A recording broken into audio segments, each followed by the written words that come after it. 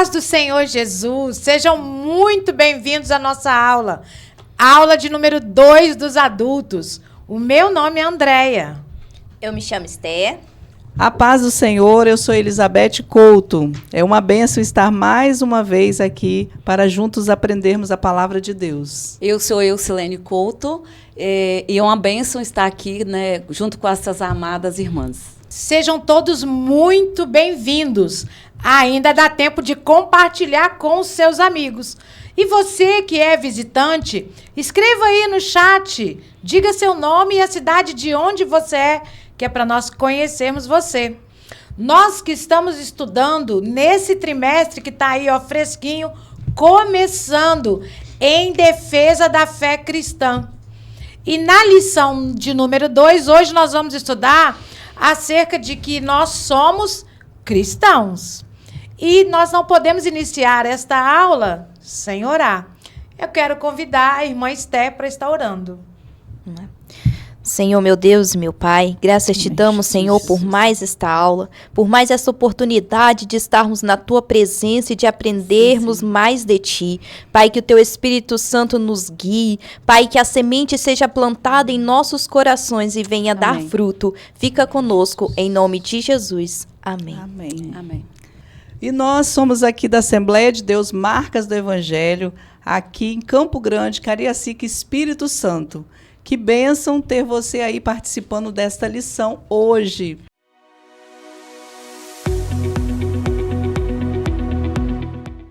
A paz do Senhor, irmãos! Tudo bem com vocês? O meu nome é Denise, eu sou a Denise do Gleison. Eu sou o Gleison da Denise. E nós estamos aqui hoje para participar da leitura bíblica em classe. Vamos lá? No textuário diz o seguinte: pelo que julgo que não se deve perturbar aqueles dentre os gentios que se convertem a Deus. Atos 15:19.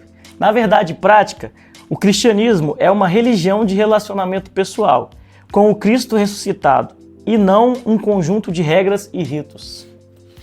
Na leitura bíblica em classe, que se encontra lá em Gálatas 2, de 1 a 9 e 14, diz bem assim: depois, passados 14 anos, subi outra vez a Jerusalém com Bernabé, levando também comigo Tito. E subi por uma revelação e lhes expus o evangelho que prego entre os gentios e particularmente aos que estavam em estima, para que de maneira alguma não corresse ou não tivesse corrido em vão. Mas nem ainda Tito, que estava comigo, sendo grego, foi constrangido a circuncidar-se. E isso por causa dos falsos irmãos que se tinham entremetido e secretamente entraram a espiar a nossa liberdade que temos em Cristo Jesus, para nos porem em servidão, aos quais nem ainda por uma hora cedemos com sujeição para que a verdade do Evangelho permanecesse entre vós. E quando aqueles que pareciam ser alguma coisa, quais tenham sido noutro tempo, não se me dá, Deus não aceita a aparência do homem. Esses, digo, que pareciam ser alguma coisa, nada me comunicaram. Antes, pelo contrário, quando viram que o evangelho da incircuncisão me estava confiado, como a Pedro o da circuncisão, porque aquele que operou eficazmente em Pedro para apostolado da circuncisão, esse operou também em mim com eficácia para com os gentios. E conhecendo Tiago, Cefas de João, que eram considerados como as colunas, a graça que se me havia dado deram-nos as destras, em comunhão comigo e com Barnabé, para que nós fôssemos aos gentios e eles à circuncisão.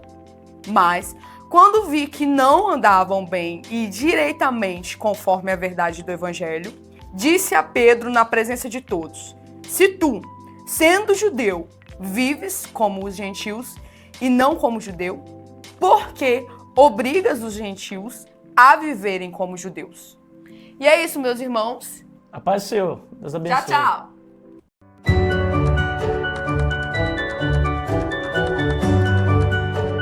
Nesta lição, irmãos, nós veremos que o trabalho dos apóstolos era para prevenir a tendência, né, que a igreja estava, né, tendo, que era a tendência judaizante, que predominava naquele primeiro século.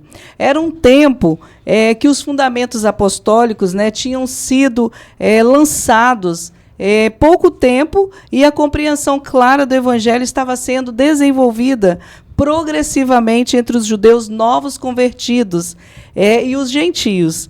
Então, nesse cenário, nós vamos ver que alguns grupos judaizantes, né, que se autodenominavam enviados da Igreja-mãe, lá em Jerusalém, né, causaram um certo desconforto a Paulo, e bem como tentavam distorcer a fé dos irmãos gentios recém-convertidos.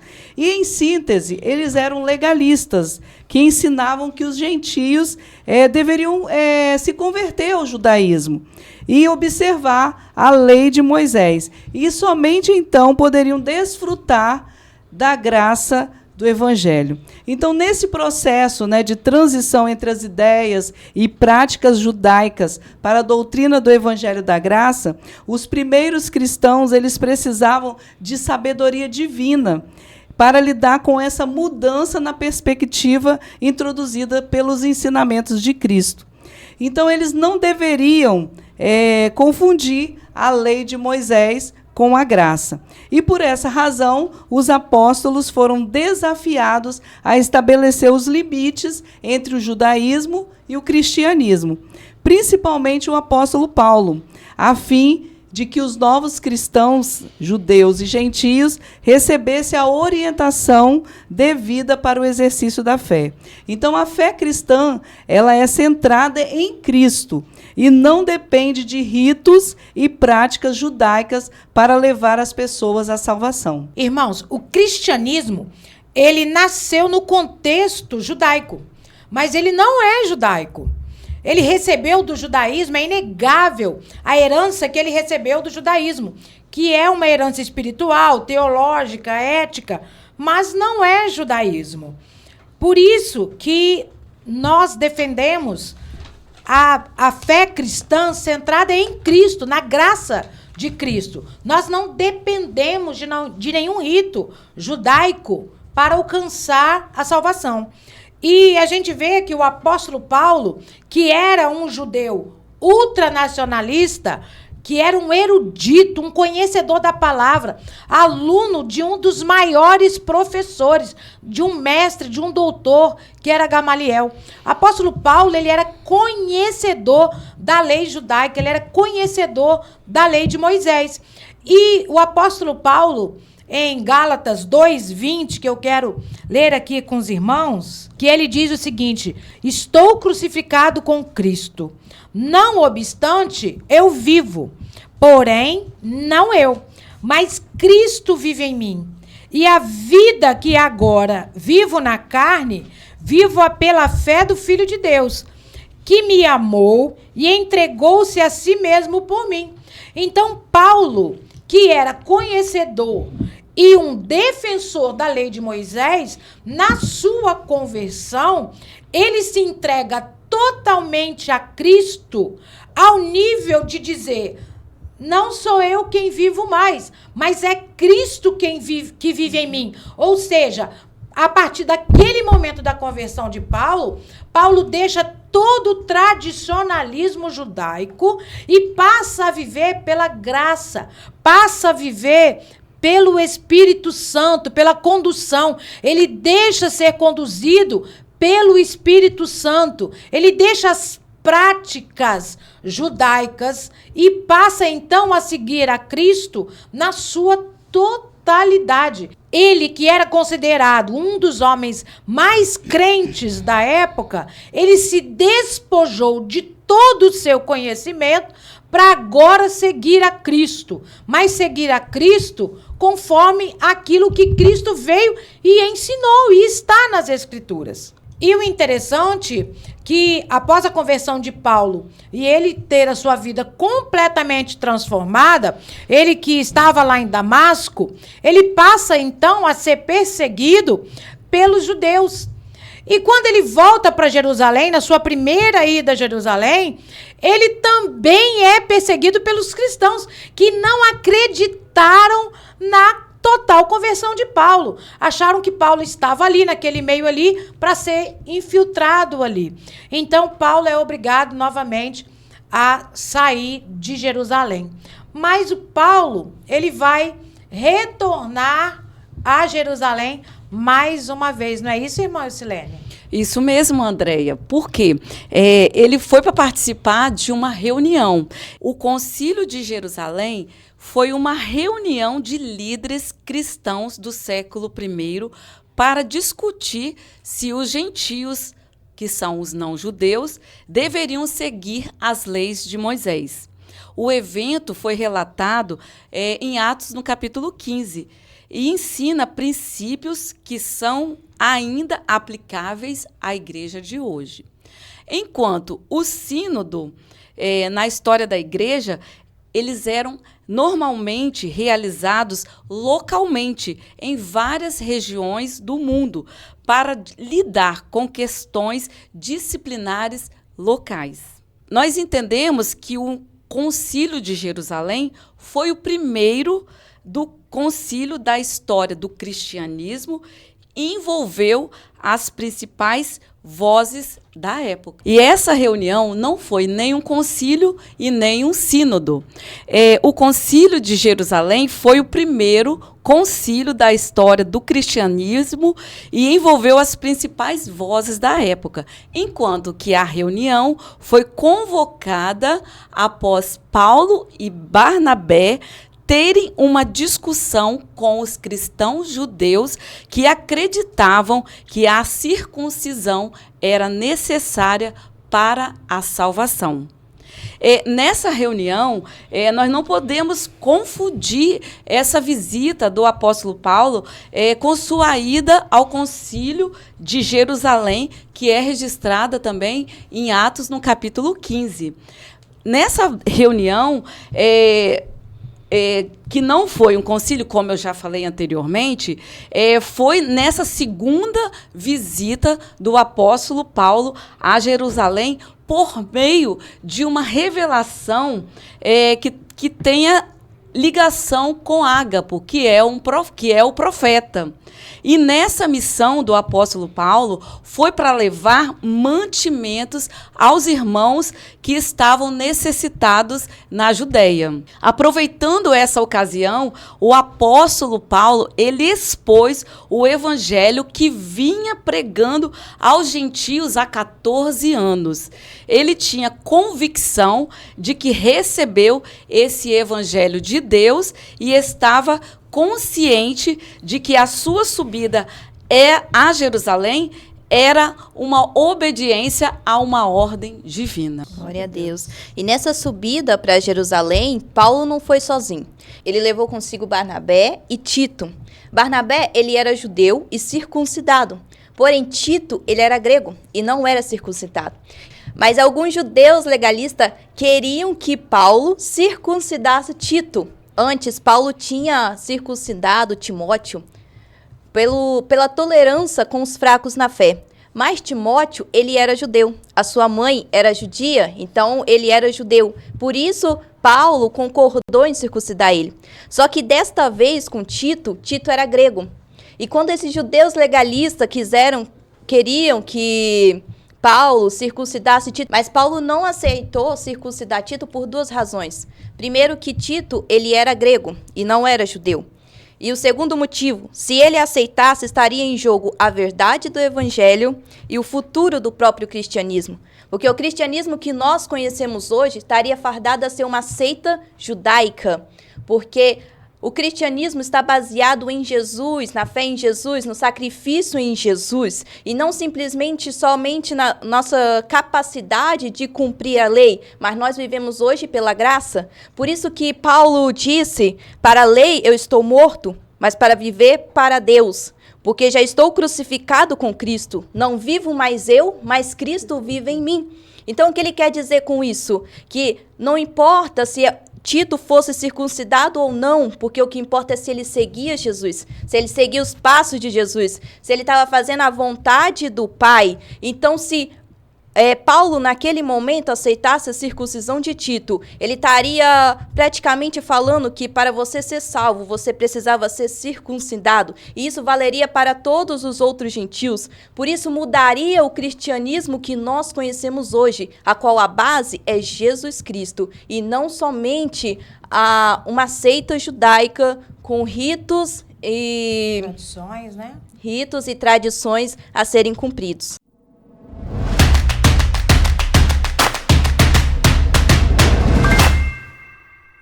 A paz do Senhor, irmãos! Hoje nós vamos falar sobre a origem do cristianismo. Você sabe de onde ele se originou? O cristianismo surgiu no século I, na província romana da Judéia, como um movimento dentro do judaísmo. Seu fundador, Jesus de Nazaré, foi crucificado entre os anos 30 e 33 d.C.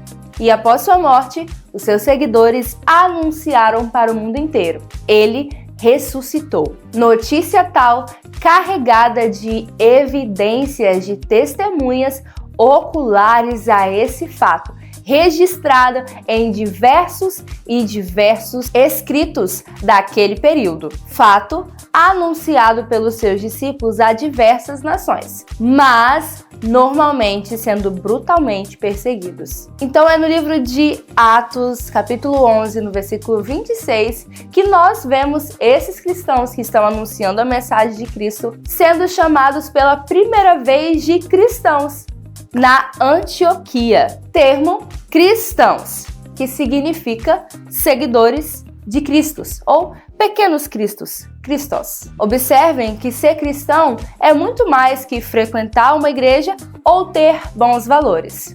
Ser cristão é confiar no Senhor Jesus como seu único e suficiente Salvador, seguir os seus mandamentos e ter a sua vida transformada completamente por Ele. A Bíblia ensina que ser cristão começa com um novo nascimento, que acontece pela fé e pela graça de Deus. Ou seja, a salvação não vem de obras, mas é resultado da graça e da misericórdia de Deus. O cristão verdadeiro, ele confia na morte e na ressurreição de Jesus como pagamento pelos seus pecados. E muito mais do que crer, ele vive a palavra de Deus, amando ao próximo e observando as Escrituras. Então, em resumo, ser cristão é ter uma vida transformada por Cristo e fazer parte da família espiritual de Deus. E você, já experimentou essa transformação?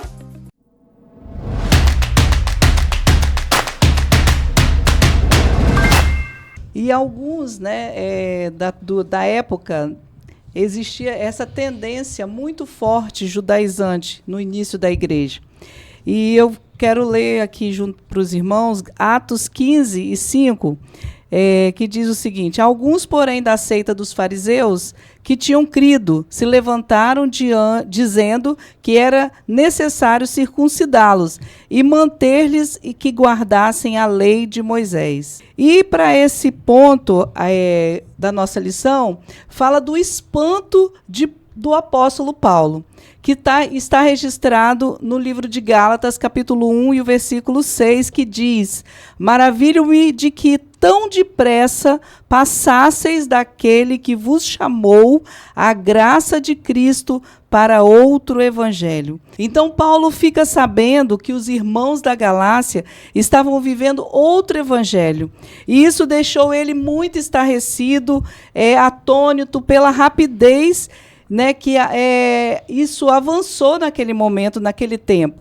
E a palavra grega, o verbo usado aí em questão, metatiteste, não sei nem falar direito aqui, irmãos, não sou catedrática do grego, tem o significado de deixar, abandonar, mudar de pensamento, que a palavra era usada quando alguém desertava do exército ou se rebelava contra ele.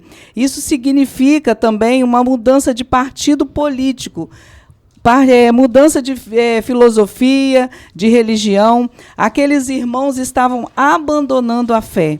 Os judaizantes exigiam a circuncisão dos gentios convertidos ao Senhor. Isso significava minar a essência do cristianismo, reduzir a fé cristã a uma mera seita judaica. Havia judeus convertidos ao cristianismo que queriam impor aos gentios as práticas judaicas como condição para a salvação. Bom, os primeiros membros da igreja primitiva, eles eram judeus. E com a expansão do cristianismo entre os não-judeus, os gregos, os romanos, então acaba surgindo aí um conflito de estilo de vida. Então entra aí os judaizantes. Quem eram os judaizantes? Pai do Senhor, irmãos, eu sou a irmã Flávia. Os judaizantes são alguns irmãos que pregavam que para ser salvos era preciso, como uma obrigação praticamente dito, cumprir a lei de Moisés. A paz do Senhor, irmãos, eu sou o evangelista Gleidson e estou aqui para responder a pergunta. Bom, os judaizantes são os falsos crentes, porque na nova aliança nós não seguimos mais os costumes do povo judaico. Então esse povo ele acreditava que, seguindo aqueles costumes dos judeus, eles seriam salvos. A paz do Senhor, irmãos, aqui é o diácono Wesley. Judaizantes são aqueles falsos irmãos que achavam que para ser salvos deveriam seguir a lei de Moisés em específico. Os judaizantes eram alguns judeus que foram convertidos ao Evangelho de Jesus Cristo, mas eles insistiam na tese de que deveriam viver de acordo com a lei de Moisés e que era necessário viver de acordo com a lei de Moisés para alcançar a salvação, mas se esquecendo de que a nossa salvação ela é baseada no sacrifício de Jesus na cruz. Então, todo cristão tem como base de fé a graça que nos é dada através do sacrifício de Jesus, não na lei de Moisés. Então dá para a gente imaginar como, né, que Paulo e Barnabé foram perseguidos por esses judaizantes. Nessa reunião específica só estava ali Pedro, Tiago e João, dos apóstolos, né? Acredita que os outros apóstolos estavam em viagem missionários. E esses judaizantes, também chamados de falsos irmãos, eles eram contra Paulo. Eles eram contra o evangelho, eles eram contra o próprio cristianismo, né? E eles se infiltraram nas igrejas e conseguiram até ir nessas reuniões os apóstolos. E não é diferente nos dias de hoje, né? Nos nossos dias. Quando a gente vê falsos irmãos, falsas pessoas que se infiltram na igreja para tentar levar um outro evangelho que não é o de Cristo, que não é o que Deus nos deixou na tua palavra, para querer acabar e abater a igreja de Deus, tirar da sua santidade, tirar do propósito do céu. Mas Paulo nos deixou um alerta quanto a isso. Ele diz que se alguém vos anunciar outro evangelho que não foi o pregado na Bíblia, seja anátema em relação a isso, porque o evangelho ele é único e verdadeiro. Por isso nós temos que ter o Espírito Santo nos guiando a todo momento para ter discernimento, para saber se a pessoa é como esses judaizantes, uns falsos irmãos que estão querendo infiltrar na igreja apenas para desviá-la do caminho de Deus. Então nós percebemos a tendência judaizante hoje também.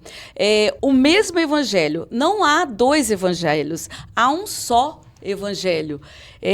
O evangelho de Pedro e o evangelho de Paulo, também chamado respectivamente evangelho da circuncisão e evangelho da incircuncisão, são meras formas de apresentação, pois o conteúdo é o mesmo.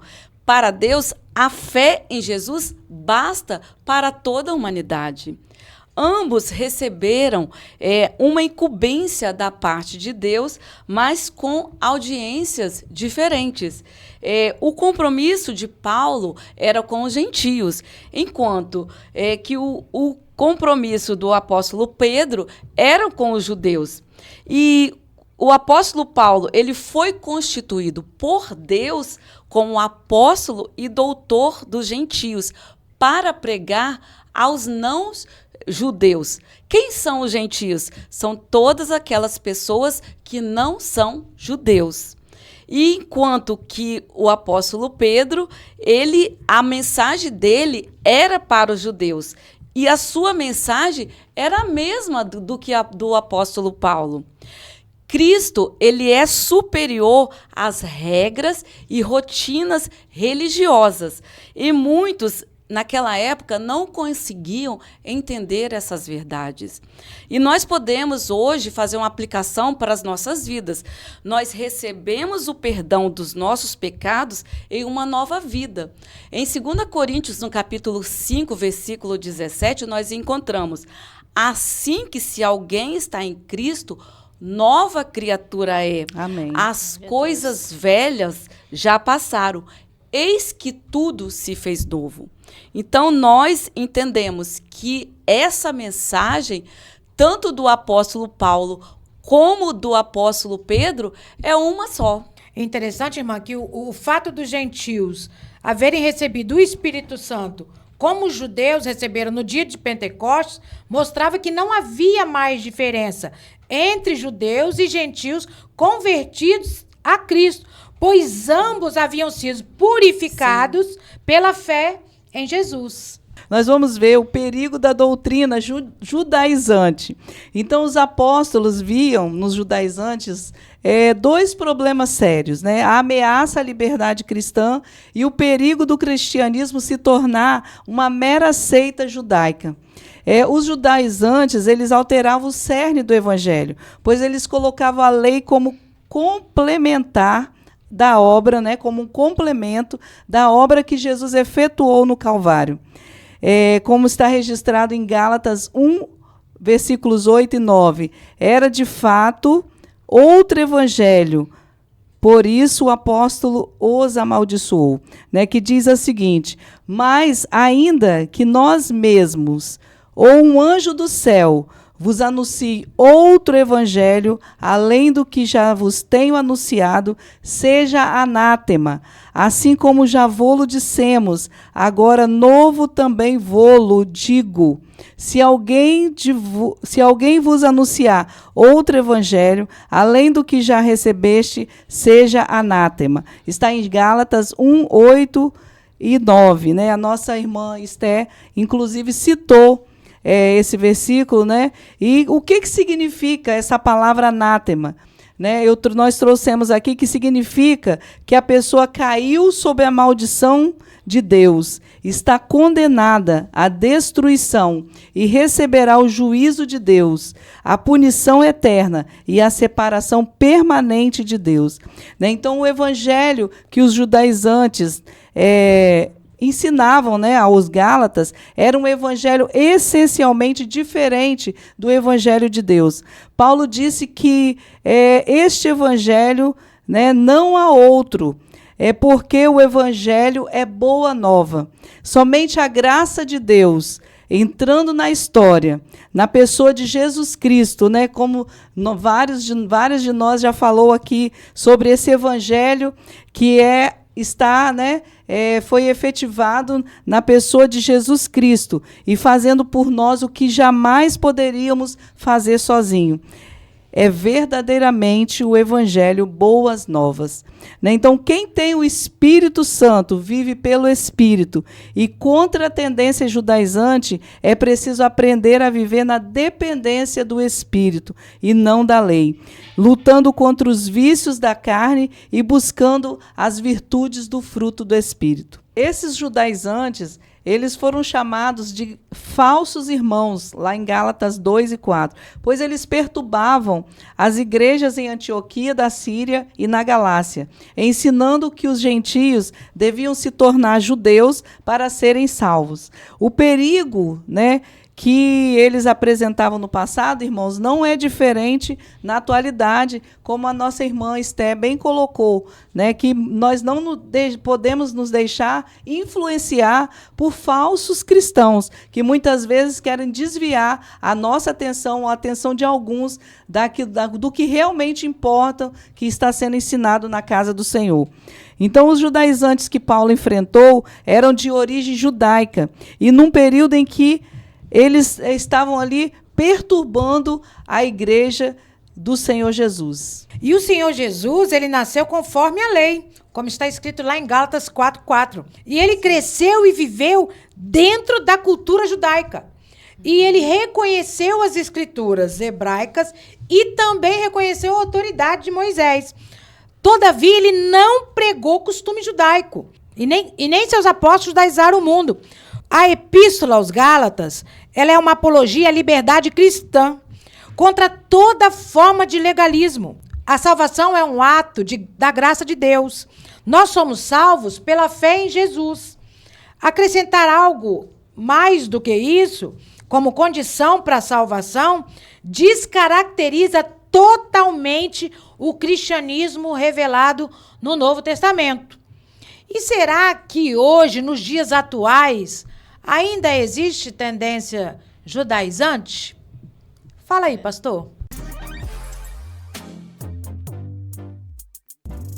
Olá, queridos.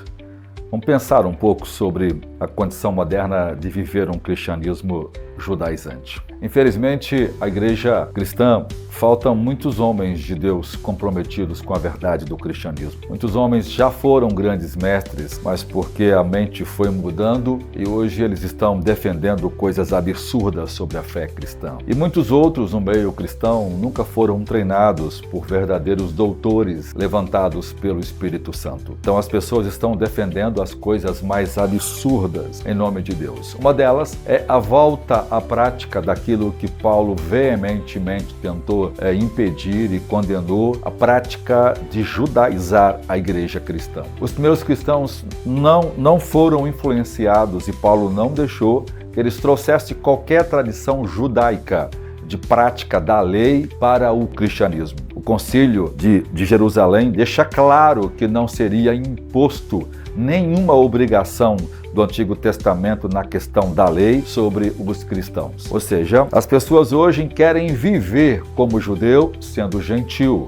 Isso é um erro. Um gentil, quando se converte, pode continuar vivendo como gentil. Paulo diz que aquele que foi chamado estando debaixo da circuncisão, que fique lá. Mas aquele que foi chamado sendo incircunciso, ou seja, nós não fomos circuncidados, que viva assim. Por quê? Porque na tentativa da gente tentar viver uma vida como judeus, nós estamos, na verdade, transgredindo a lei de Deus e não considera aquelas ordenanças, já que elas representavam figurativamente a pessoa de Jesus Cristo. Veja, há muitos cristãos que equivocadamente querem viver como judeus. Há uma tendência seríssima hoje, irmãos, das pessoas começarem a alimentar um desejo de visitar Israel, não porque deva ir lá conhecer as histórias e se alegrar por ser um lugar real onde aconteceu as histórias bíblicas, mas porque dão dando a importância como se Jerusalém fosse mais importante do que Cariacica, do que Vitória, do que o Brasil ou qualquer outra parte do mundo. Isso é um problema, porque Deus tem promessas ainda para cumprir com Israel, mas nesse instante essas promessas vão se cumprir só depois que a igreja for arrebatada. Então, essa é uma forma de judaizar a igreja. Outros querem se vestir como judeus. Há pessoas que só comem comida kosher, que é a comida que come os judeus, que não come carne de porco. Há muita gente que guarda o sábado, apesar de Paulo dizer que os sábados em Colossenses 2,16 são figura das coisas do evangelho. Então as pessoas estão tentando viver. Há pessoas que estão junto com os judeus celebrando as festas judaicas. Nós podemos celebrar uma festa e fazer a aplicação do evangelho em termos práticos para mostrar para as pessoas o que elas simbolizavam, mas nós não temos mais a obrigatoriedade de praticar ou de festejar qualquer festa daquela, porque elas representam a fé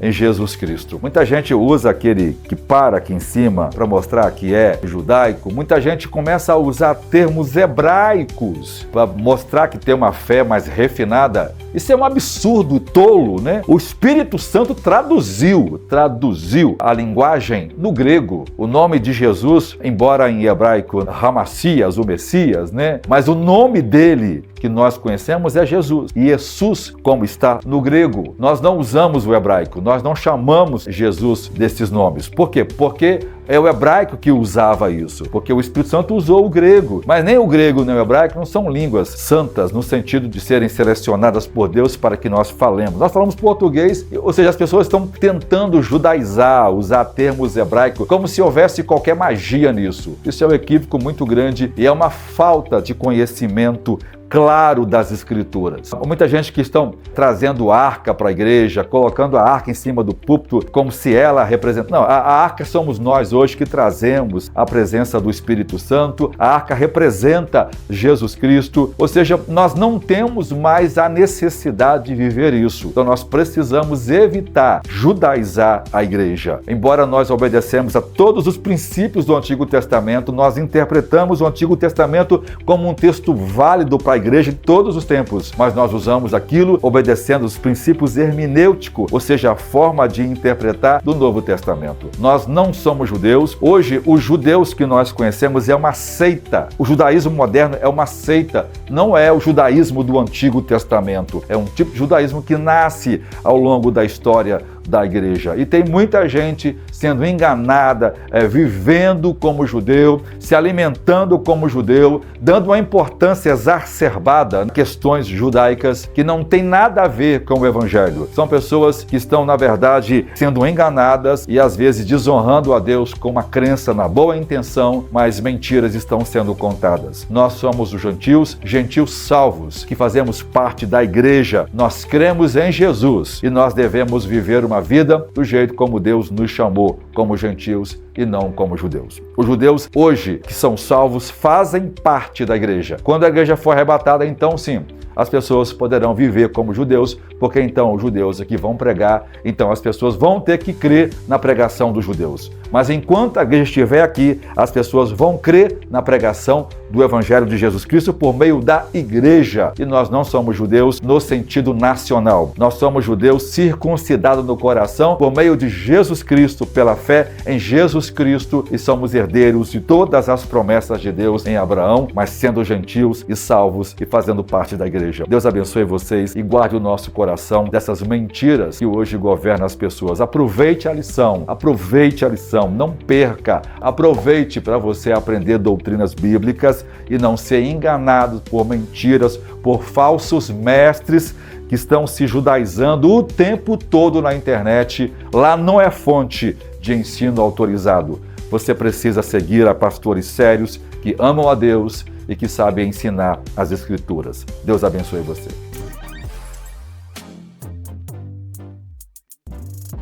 Glória a Deus, é sempre bom ter a participação do nosso pastor com essa palavra maravilhosa.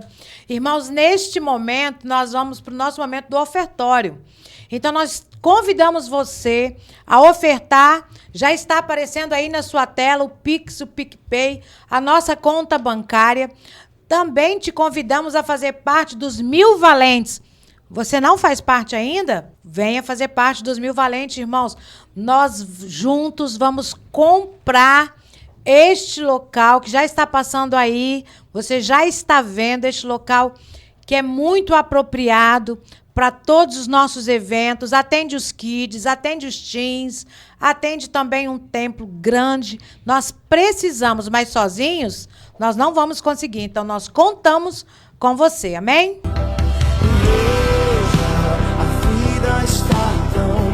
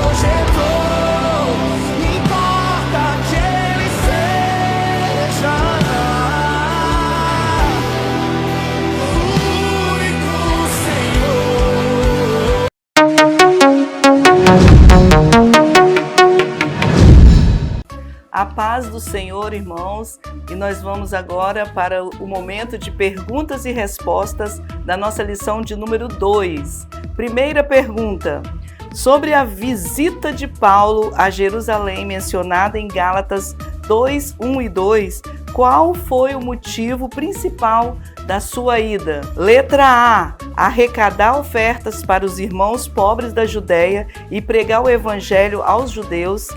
Letra B: anunciar o evangelho aos gentios e combater os judaizantes.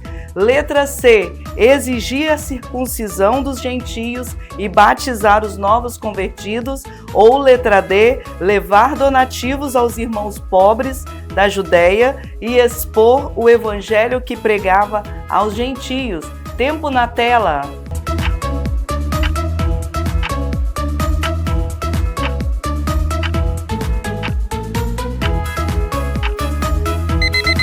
E a resposta correta é a letra D: levar donativos aos irmãos pobres da Judéia e expor o evangelho que pregava aos gentios. Parabéns para você que acertou. E vamos para a segunda pergunta.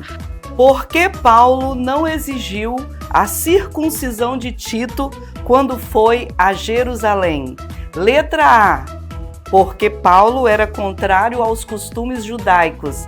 Letra B: porque Tito já havia sido circuncidado anteriormente. Letra C: porque estava em jogo a verdade do evangelho e o futuro do próprio cristianismo.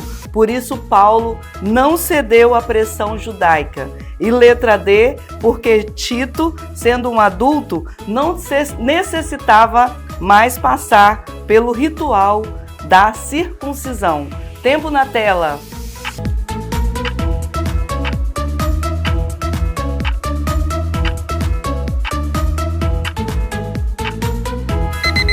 A resposta correta é a letra C, porque estava em jogo a verdade do evangelho e o futuro do próprio cristianismo. Por isso Paulo não cedeu à pressão judaica. Parabéns para você que acertou. E vamos agora para a nossa terceira pergunta. Quem eram os judaizantes citados em Gálatas 2, versículo 4? Letra A: falsos irmãos que pregavam o cumprimento da lei de Moisés para a salvação. Letra B: apóstolos enviados por Tiago para ensinar na Galácia.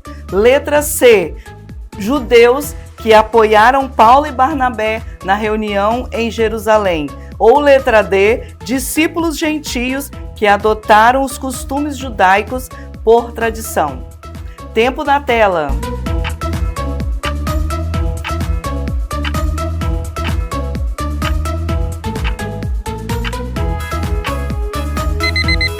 E a resposta correta é a letra A: falsos irmãos que pregavam o cumprimento da lei de Moisés para a salvação. E vamos agora para a quarta e última pergunta.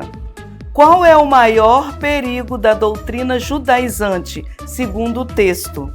Letra A: ensinar a vivência pelo Espírito Santo em lugar da lei. Letra B: incentivar a prática de costumes judaicos como expressão cultural. Letra C: transformar o cristianismo em uma seita judaica e ameaçar a liberdade cristã. Letra D: promover a dependência do evangelho puro e simples. Tempo na tela.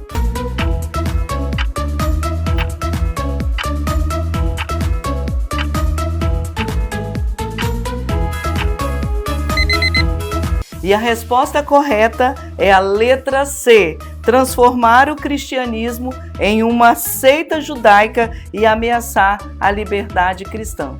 Deus abençoe a todos vocês. Amém.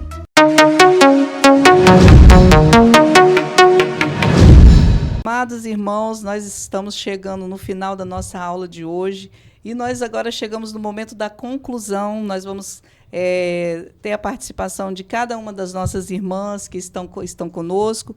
E eu quero deixar aqui Gálatas 2,16, que diz: sabendo que o homem não é justificado pelas obras da lei, mas pela fé em Jesus Cristo.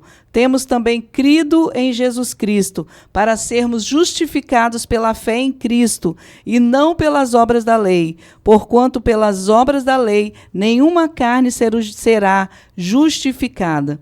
Então, a mensagem de Jesus é as boas novas de salvação, que são indispensáveis para um mundo que está espiritualmente perdido e separado de Deus, devido aos caminhos pecaminosos e rebeldes. Mas a graça salvadora, ela tem nos alcançado e pode alcançar a qualquer um dos homens. Amém. Nós podemos também concluir que em cada época a igreja ela é ameaçada por tentativas diabólicas de desviá-la da verdadeira fé.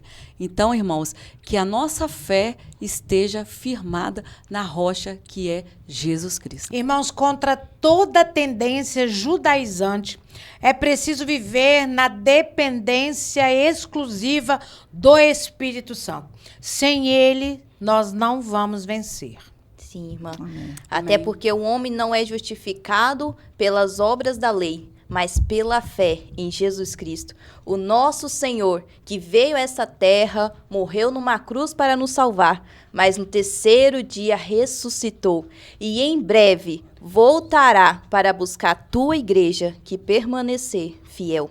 Que nós venhamos permanecer fiel, sendo guiados pelo Espírito Santo e que não venhamos dar ouvido para falsos cristãos que querem nos desviar do caminho do verdadeiro evangelho e da salvação em Cristo Jesus. Amém, amados irmãos. Nós vamos fazer a oração de encerramento e nós queremos pedir à irmã Eucilene que faça essa oração. Senhor meu Deus, nós te agradecemos, Senhor, por essa oportunidade de aprendermos um pouco mais, Senhor, da tua palavra.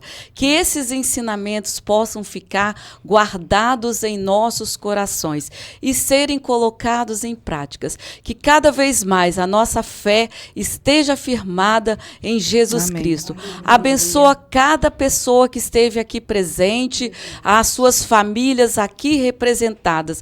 Que a tua graça, Senhor, alcance cada um, cada coração que vai chegar, Senhor, esse vídeo, que a salvação em Jesus Cristo possa alcançar essa alma e esta família em nome de Jesus. Amém. Amém. A paz do Senhor, irmãos.